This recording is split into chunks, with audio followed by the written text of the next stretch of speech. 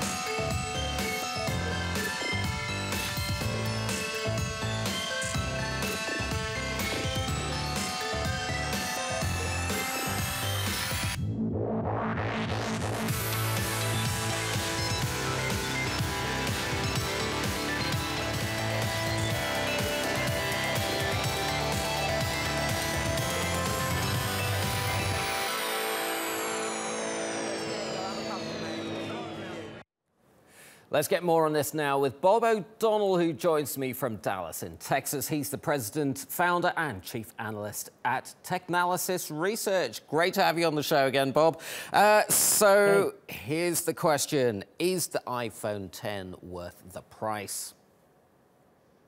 Well, look, they've integrated a lot of technologies into the product. As Apple likes to say, they value price. They price based on what they believe the value of the phone is.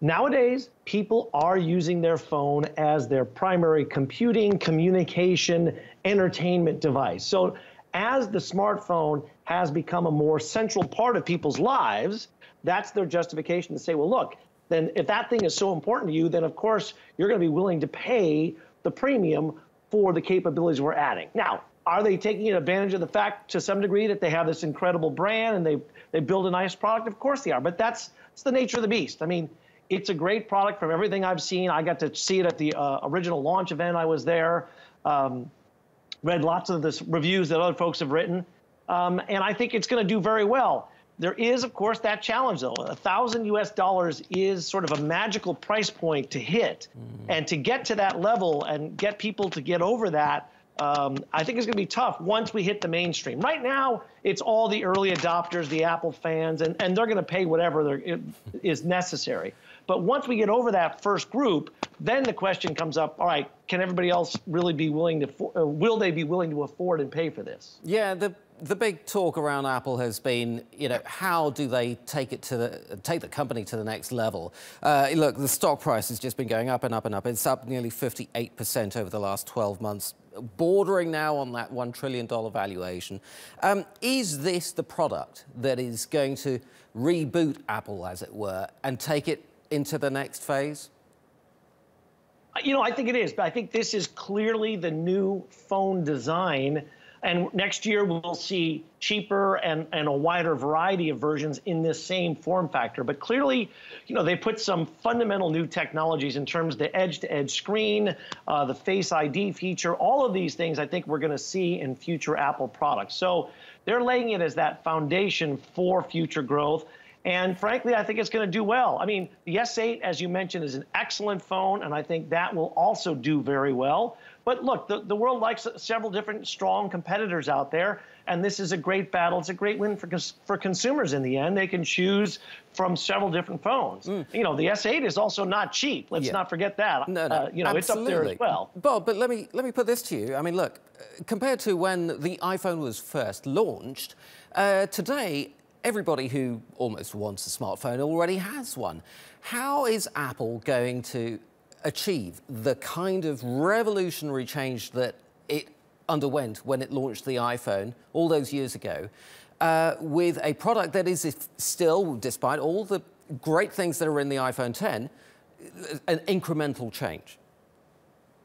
Well, look, it's a fair question, and we may never see the kind of explosive growth that we saw. But the fact that Apple, as large as they are, is able to continue growing is a statement in and of itself. So while I think you raise a fair point, the bottom line is, you know, what Apple is doing besides the iPhone is also important. I mean, the Mac business grew this last quarter. iPad business actually even grew. Apple Watch, while small, is continuing to grow. And the big one to watch is going to be the services business, Apple Music and things like that. Right. Let me widen it out a little bit. We've had very good results, better than expected results at Facebook, Alphabet, Amazon. What challenges do you see for the tech sector going forwards as a whole that might derail that performance? Well, it's a great question. I mean, it was a spectacular week for tech stocks last week. All the companies you mentioned did incredibly well.